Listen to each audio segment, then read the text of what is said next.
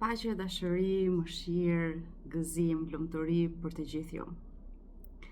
Është një pyetje e cila më ka ardhur shumë shpesh që kur unë jam rikthyer, duke qenë se jam rikthyer me një ndryshim të madh, edhe pyetja që ngrihet gjithmonë ose që më vjen gjithmonë është: a jem më besimtare? Dhe unë sot dua të shpjegoj dhe dua që t'ju jap përgjigje për këtë pyetje, dhe një pyetje dhe një përgjigje të sinqertë. Unë mendoj që kam qenë, jam edhe do të jem e karakterizuar nga sinqeriteti. Ndoshta për ju sinqeriteti është diçka tjetër, për mua është diçka tjetër, po ashtu si edhe besimi apo ndoshta edhe mohimi. Mund të jetë pra pjesa e kuptimit të këtyre termave mund të jenë të ndryshëm.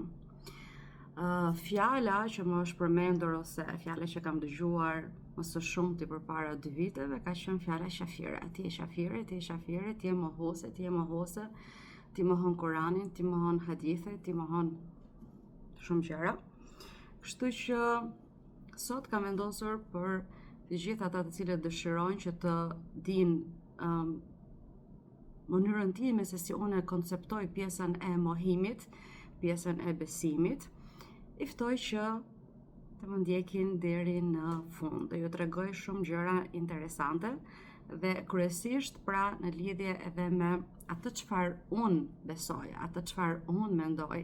Pra janë mendimet e mia, janë mënyra ime se si unë e shoh dhe këndvështrimin se si unë e shoh.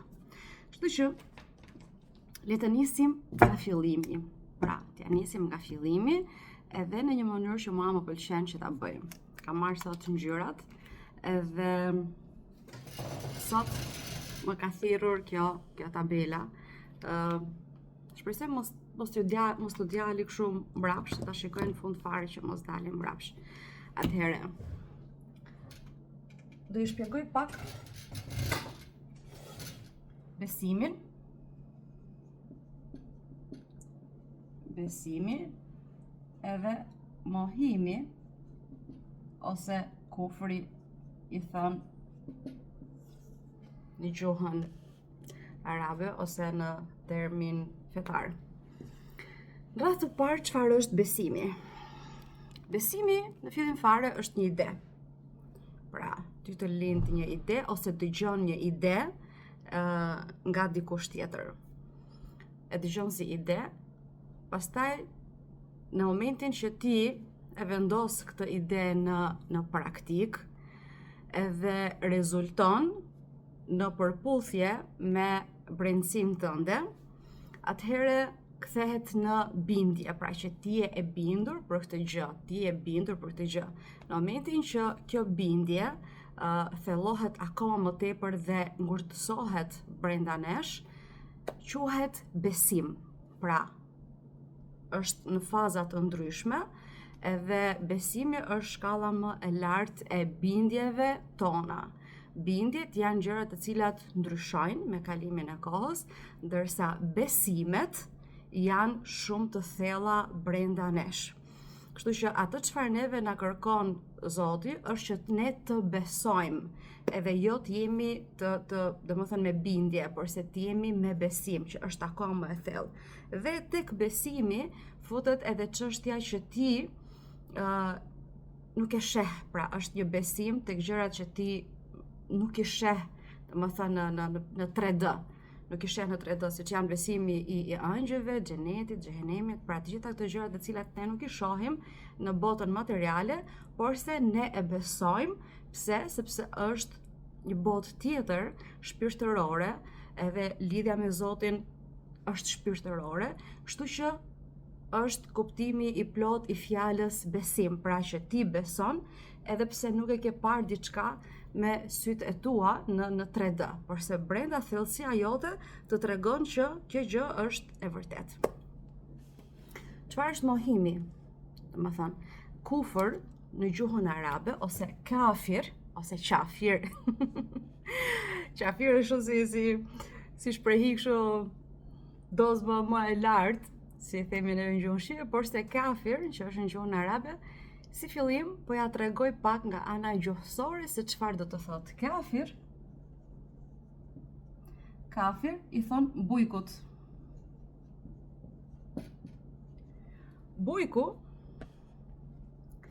është ai i cili kemi këtu tokën. E bëra det fare. Kemi këtu tokën. Bujku çfarë bën? Bujku mbjell farën. Okej? Dhe pastaj e mbulon atë me dhe. Pra i bën kufër. E mbulon. Okej? Për tash ta mbulojmë këtë farën e bujkut. Shife? Ky mbulimi quhet kufër në gjuhën arabe. Okej? Dhe ai që bën këtë mbulimin quhet kafir ose bujk. Pra, në gjuhën arabe fjala kafir ka kuptim bujk, dikush që punon tokën, mbjell farën edhe mbulon pastaj atë farë që kjo farë të lulëzoj, të rritet edhe të dalit. Domethënë bujku kur e mçef këtë farën e lën në besim që kjo farë do të rritet edhe do të lulëzoj edhe do japi frytet e saj në realitet. Okej? Tani kthehemi te kuptimi i mohimit të besimit. Tani, momenti që neve themi dikujt që ti je qafir, pra që ti je mosbesues, që ti je mohues, çfarë kemi për qëllim? Kemi për qëllim që ky person ka dy shanse, ose mohon Zotin, ekzistencën e Zotit, ose mohon fjalët e Zotit. Dhe ajo çfarë unë akuzohesha ishte që unë mohoj fjalët e Zotit edhe mohoj fjalët e profetit Muhammed a.s. pra që ishin hadithet. Okay? Lesa diskutojmë pak këtë çështje, domethënë. Çfarë është besimi në Zot? Besimi në Zot është ajo bindja edhe që farën, domethënë nëse bujku e kishte e mbillte farën në tokë. Besimi ku mbillet? Tek neve, tek njerëzit, tek besimtarët, ku mbillet? Toka e besimit është zemra. Pra besimi është në zemër. Pra besimi nuk është në fyt, besimi nuk është në mendje, besimi nuk është në stomak, besimi është në zemër. Pra toka, vendi, hapësira ku mbillet besimi është zemra. Pra ne themi që ne besojmë Zotin me zemër. Pra besimi duhet të jetë këtu. Okej? Çfarë është besimi? Është ajo bindja jote e thellë, edhe që fjalët e Zotit janë të vërteta, edhe që ne e besojmë çdo gjë që ai thotë, edhe duhet të jetë e bindur, kjo gjë duhet të jetë këtu apo jo. Do të jetë brenda, e mbjell në zemrën tonë. Kjo është normalja, kjo është besimi, ky është besimi.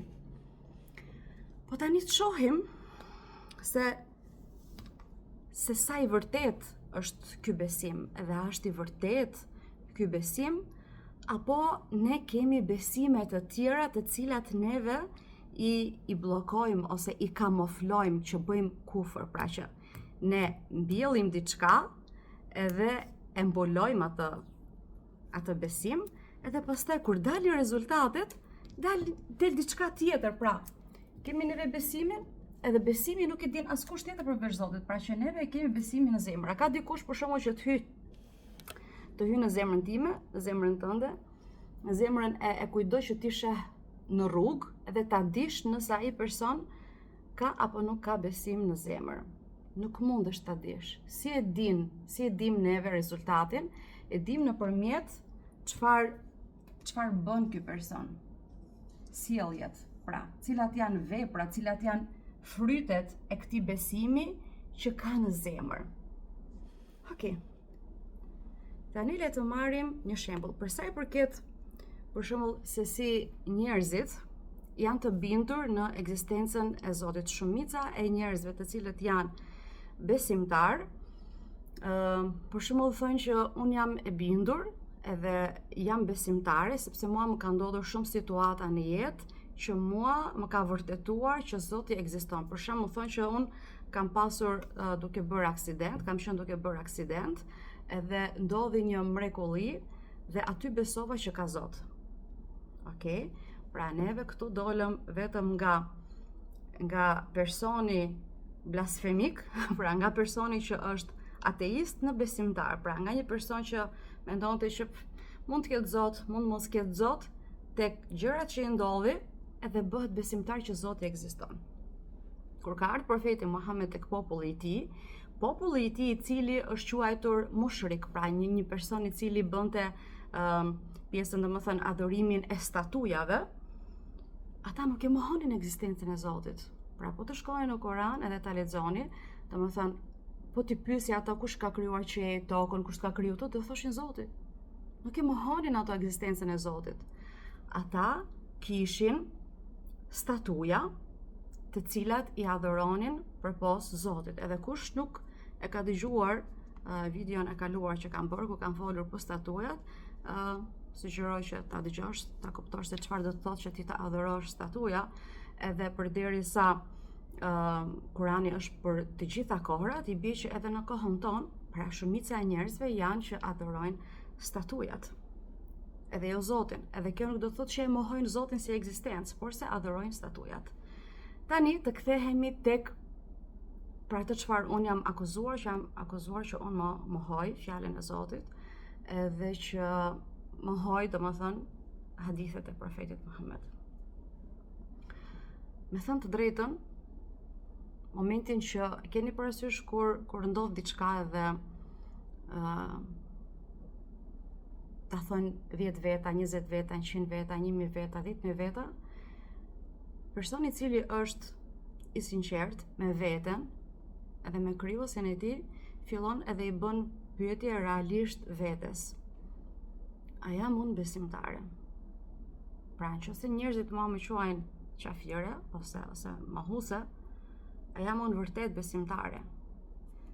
Dhe e bukura është që momentin që ti je sinqert dhe bën pyetje nga sinqeriteti, edhe jo nga e keni parasysh kur njeriu nuk dëshiron që ta pranojë diçka ose kur dëshiron që të gjej argumente si kundër argumente, porse pyetja ime ishte shumë e sinqert me veten time dhe me Zotin tim që a jam duke bërë, domethënë unë për gjithë këtyre viteve që kam jetuar si një besimtare muslimane, a kam qenë vërtet muslimane, a kam qenë vërtet besimtare, apo s'kam qenë? Apo kam qenë qafire?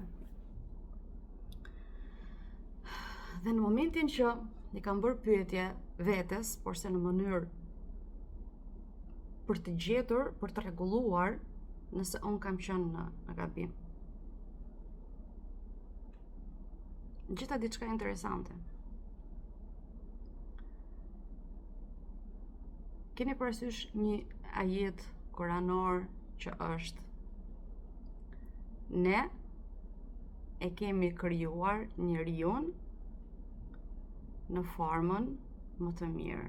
Pra që njeriu është i krijuar në formën më të mirë. Pra në mënyrë perfekte. Pra nuk ke nevojë që të ndryshosh asgjë, nuk ke nevojë që të bësh asgjë ekstra për të qenë wow. Domethënë pse? Sepse je wow pikërisht, domethënë nga krijimi i Zotit. Okej, kjo është fjala e Zotit, apo jo? Dhe unë si besimtare, edhe ti si besimtare, do ta besosh apo jo? Pra, në momentin që ti beson Zotin, edhe që thua unë besoj edhe fjalën e Zotit, i bie që ky besim, pra besimi që ti je shumë e mirë, do të jetë në zemër. Okej? Edhe vepra, domethënë vepra vetëm këtij ajeti, jo? Pa marrë shembuj të tjerë. Pra, kur ti thua që unë e besoj këtë ajet, unë e besoj këtë fjalë, si është rezultati në jetën e përditshme të besimit të vetëm këtij ajetit? Çfarë është? Është që ti, rezultati është që ti duhet të kesh vetbesim. është që ti mos bësh krahasim me askën tjetër, sepse të gjithë janë në mënyrën e tyre perfekt, janë të krijuar nga i Madhi Zot. Është që ti, domethënë, ti jesh e dorëzuar, është që ti vetëm ti jesh për punët e tjera dhe jo të merresh, domethënë, me mangësitë e tua. Është që ti mos kesh xhelozi. Pse? Domethënë, një person i cili e sheh veten perfekt krijuar nga krijuesi, pse duhet të ketë xhelozi? Është që ti mos kesh smir. Mos krahasosh veten me askën tjetër dhe ti prishësh punë gjithë grave të tjera. Domethënë pse? Sepse ti ke xhelozi, ke smir që një grua tjetër është ndoshta më e bukur se ty, është që një grua tjetër e ka burrin më të pasur se burri jot dhe ti je smirën, domethënë e ke smir atë. Pra, vetëm nëse ti je besimtare vetëm te ky ajet, te kjo fjalë e Zotit, rezultati i besimit në zemër është sjellja. Domethënë, ti në fakt, domethënë, thua që unë e besoj këtë fjalë. Në të vërtetë, nëse ti ndjehesh e mangët, nëse ti ndjehesh që xhelozon koleget në punë, xhelozon gratë që kanë fëmijë, gratë që kanë biznese, nëse ty të duket vetja e pavlerë, nëse sa herë që shihesh në pasqyrë ti e shan veten edhe ke në vlerësimin 0, atëherë ti në të vërtetë nuk e beson këtë ajet. Çfarë beson? Beson që të gjitha këto gjërat që unë të thash. Beson që ti je pa vlerë, që ti je pa rëndësishme, që ti jeton kot, që merr frymë kot, që jas kushi, që pamja jote nuk është e bukur, që çdo gjë tek ty domethënë është e mangët. Pra, ti thua ose ti mendon që ti e beson këtë ajet, po ajo çfarë ti beson në të vërtetë është e kundërta. Është e kundërta. Është e kundërta me këtë, vetëm me këtë ajet. Domethënë, çdo gjë në jetën tënde e kundërshton. E kundërshton këtë ajet. Pra, ne themi me gojë që e besojmë. Veprat tona flasin ndryshe. Është njësoj si t'ja ja pak kështu. Është njësoj domethënë si ai burr i cili vjen edhe të thotë unë ty të dua. Unë ty të dua. Po flet me 100 të tjera. Të thotë unë ty të dua, por se nuk kujdeset për ty. Thotë unë ty të dua, nuk kam askënd përveç teje. Unë të dua vetëm ty, ti je gruaja ime vetme në jetë, vetëm ty të kam. Por sa i e gdhin gjithë natën duke çatuar me të tjera. Ti, a do e pranoje këtë dashuri? A do besoje se ky është i sinqert? Nuk do e besoje, pse? Sepse atë çfarë nxjerr nga goja është diçka dhe veprat e tij janë diçka tjetër. Kështu që a mendoni që besimi në fjalët e Zotit është thjesht një fjalë për të thënë? Pra, unë jam besimtare. Qa beson ti? Besoj në Kur'an. Hajta marrim këtë ajetin. A do një ajet tjetër? Kur Zoti thot në Kur'an, po emma sa'ile fala tanhar. Edhe lypsin, kur të vjen lypsi në derë, ti mos e përbuz. Dhe njerëzit mendojnë që lypsi është ai i cili të lyp lek në rrugë. A mos jeti lypsi? A mos jeti lypsi që lyp për njerëzve dashuri, që ti bën çdo gjë, vjen nga puna e lodhur, lan, fshin, gatuan, ban shtëpinë pastër, respekton njerëzit e shtëpisë, mund të kesh vjerr, konat, ja bën burrit rrobat gati. Dhe në fund fare, ti je duke lypur vetëm një fjalë të mirë. Je duke lypur dashuri. Bëhesh perfekte. Pra, ty Zoti ka thënë që ti je e mirë vetë pa bërë asgjë. Por se ti raskapitesh duke shkuar në palestër, duke bërë për ditë make-up, duke rregulluar flokët, duke veshur veshjet më të mira, jo se ty të pëlqejnë, po se ti ke frikë çfarë do thojnë tjerët për mua, sepse je lypse e aprovimit të tjetrit, çfarë do të thotë për ty, çfarë fjalë, mos thojnë për mua që unë jam zhulce, mos thojnë për mua që s'din me mbaj veten, që burri mos më tradhtoj, pra ti mendon që nëse burri do të tradhtoj, faji është ke ty. Nëse tjerë do flasin keq, faji është ke ty. Jo, sepse ata nuk janë besimtarë. Ata të shajnë, ata kanë zili, ata kanë smirë, sepse nuk janë besimtarë tek fjala e Zotit. E kanë me gojë, nuk e kanë me zemër. Kështu që do të shajnë ty pavarësisht nëse ti bën gjitha këto gjëra. Dhe ti je mohuse këtij ajeti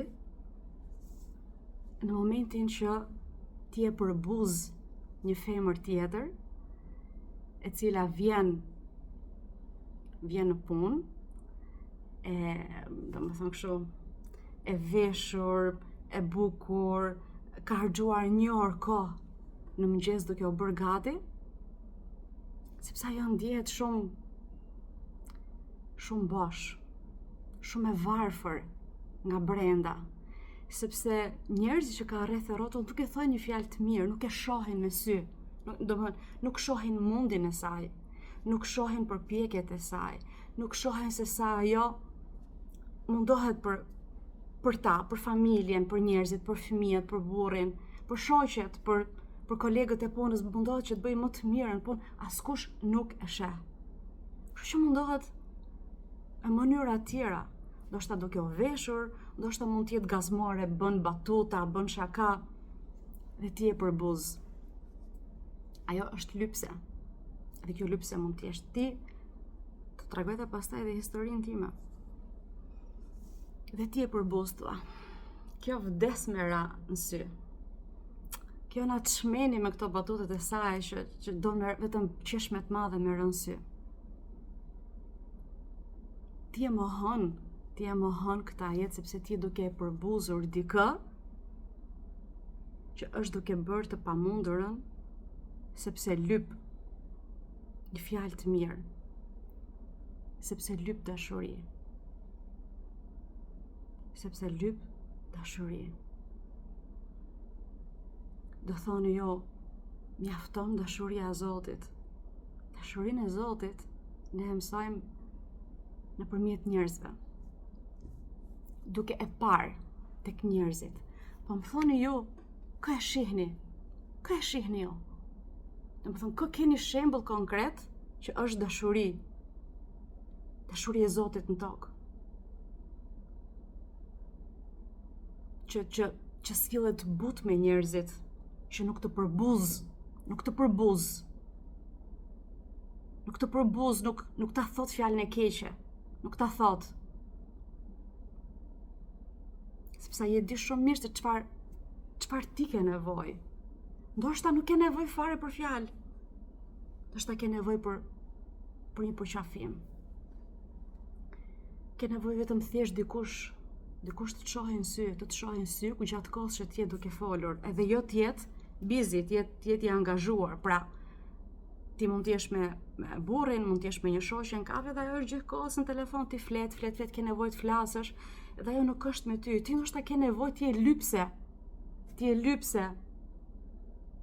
Thjesht dikush të dëgjoj, të të shohë në sy kur flet. Të të shohë në sy kur flet. Kaq ke nevojë, kaq lyp. Por se personi tjetër ty të nënvlerëson edhe ty të përbuz. Çao kokën kjo. Tash të dëgjoj muhabetet e saj koti. edhe pse që të gjithë jemi lyps. Për shembull, unë kur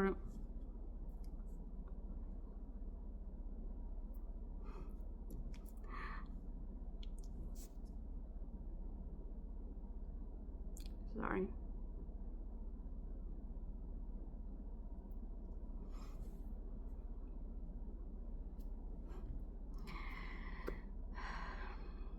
Që të gjithë ne, të më thënë pavarësisht se sa njeriu mund të jetë i fortë, mund të jetë i dobët, mund të jetë lyps pro max, mund të jetë lyps pak, ka njerëz që kërkojnë vetëm pak.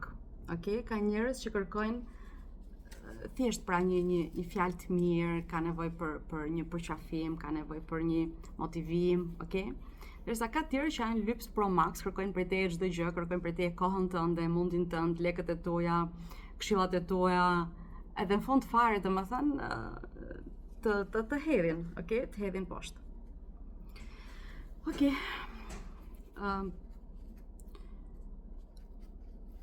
Si e thon, momentin që kam ndenjur me veten, edhe kam pyetur veten nëse jam vërtet besimtare. Rezultova që jo. Rezultova që domethënë minimumi jam mohuese e këtij ajeti. Edhe kjo është puna, domethënë, prandaj gjëja më urryer tek Zoti është dyftyrsia. Dyftyrsia në çfarë kuptimi? Kuptimi që njeriu e thot diçka me gojë dhe në të vërtetë ka diçka tjetër. Kështu që njerëzit të cilët thonë ne jemi besimtar, por se në të vërtetë në brendsinë e tyre janë mohues të çdo fjale të Zotit në Kur'an, jo me vetdije, në mënyrë të pavetdijshme. Pra, brendësia e tyre nuk përputhet me fjalët e tyre. Dhe unë kisha menduar që jam besimtare, por se pikërisht ke ky ajet ngeca sepse kur Zoti thot ju kemi krijuar juve në formën më të përkryer, kuptova që gjatë gjithë jetës se kam parë veten, si ta them, domethënë, pavarësisht se shiko po ju tregoj diçka shumë në background, domethënë gjëra të cilat nuk janë shfaqur ose nuk parë thot njerëzve në publik se si ndihet në të vërtetë, sepse ti je në një rol mësuese, domethënë ti duhet të jesh gjithë kohës në rolin e forcës, në rolin e mbështetjes, pra që ti duhet të mbështesësh tjerët, por se jo të shohin të dobët. Që tani më shihni gjithë ditën. Më shihni dhe po ju tregoj domethënë ato dobësitë e mia, se si e kam domethënë pavarësisht çfarë asaj që unë kisha arritur në sytë e juaj, domethënë atë çfarë shihni që unë kisha pjesën e njerëzve, kisha pjesën e famës, kisha pjesën e vëmendjes, e gjitha këto unë e shihja veten si njeriu më të pavler ever, domethënë e shihja veten shumë të pavler, andaj dhe kohën time e shihja shumë të pavler, ato çfarë unë jepja e shihja domethënë jepja me pa limit, domethënë, që gjykos vetëm jepja, pse?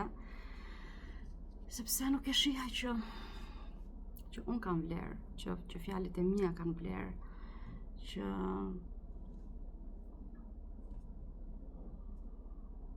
keni parasysh, domethënë, Zoti thotë që kam krijuar në formën më të mirë, ndërsa unë e mohoja këtë gjë. E mohoja në mënyrë të pavetdijshme, domethënë, sepse besimet që janë ngulitur brenda nesh, janë ngulitur që në fëmijëri, domethënë, kështu që për të arritur, për të zbërthyer këto, për të çprogramuar këto besime që janë brenda nesh, ka nevojë për një rrugtim shumë të gjatë, shumë të thellë, shumë transformues, shumë i vështirë, të del shpirti 20 herë, sepse janë shumë vështira për të pranuar.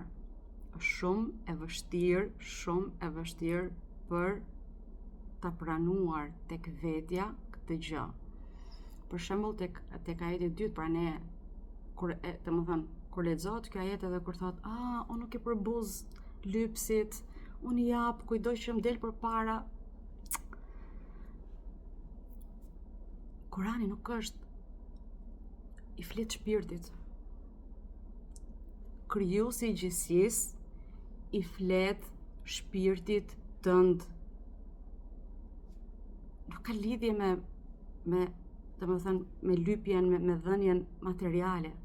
Domethënë, imagjinoni se si është pjesa që ti edhe kur jep lypsit ti e sheh veten më lart edhe sheh veten devotshme, të mirë, domethënë ti je më i mirë, futet pjesa e krahasimit, pra që unë jap, unë kështu. Nga ana tjetër shkon e shon shoqen tënde. Nga ana tjetër, domethënë dikush ka nevojë për ty emocionalisht, edhe ti e përbuz, ana çmeni, na lodhi, na mërziti, po të njëjtat muhabete, po të njëjtat gjëra, s'kam nerva, unë jam shumë lart, ajo është, domethënë, e përbuz, edhe nuk arrin dot ta suportosh lypsin që të vjen, pra kur dikush të merr në telefon, kur dikush të kërkon ndihmë, kur dikush ka nevojë të shajë një hall, diçka. Domethënë, kjo është pjesa e mohimit, pjesa e besimit, kështu që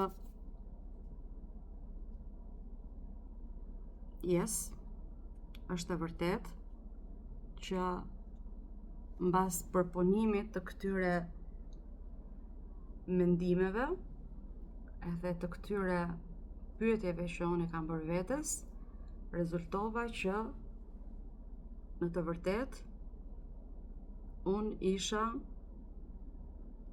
shumë e paqartë për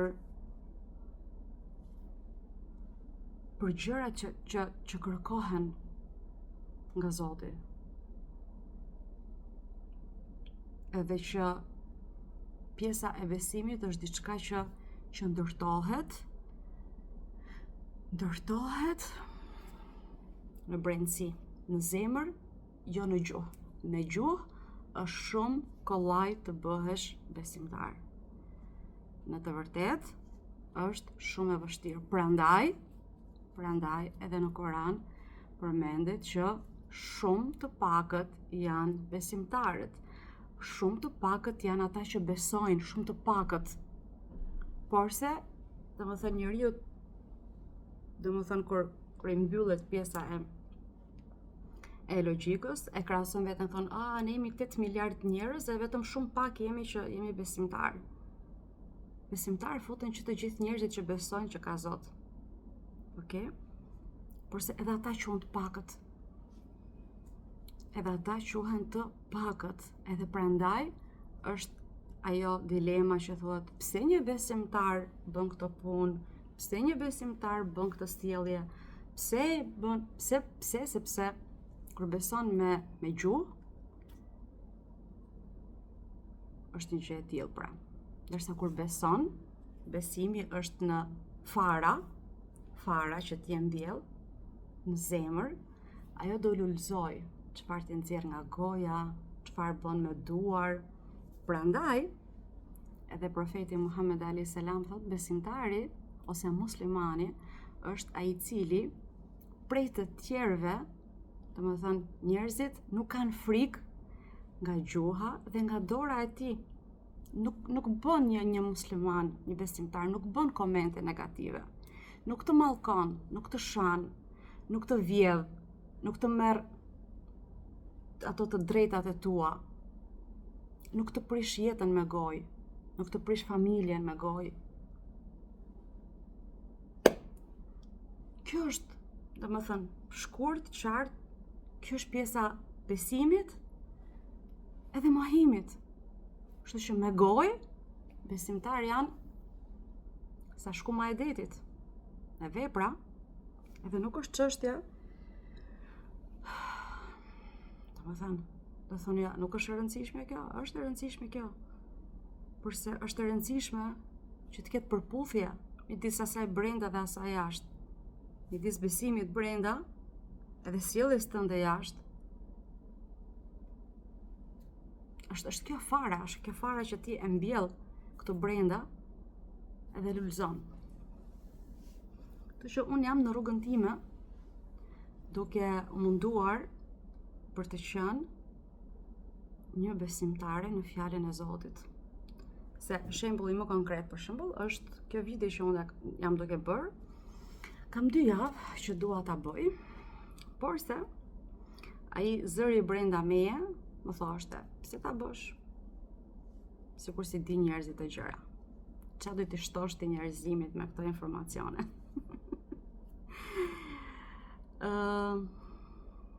Kështu që, domethënë, ajo pjesa e bindjes që fjala nuk vlen, apo këto gjëra që them nuk vlen, është një rrugtim i gjatë derisa ze rrënj. Keni parasysh, keni mbjell ndonjëherë domate speca?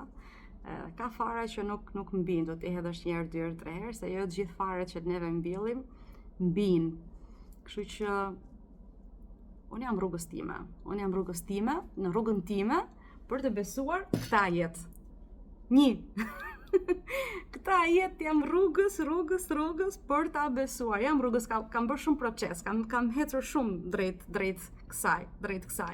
Kështu që e dini se si quhet gjithë ky proces.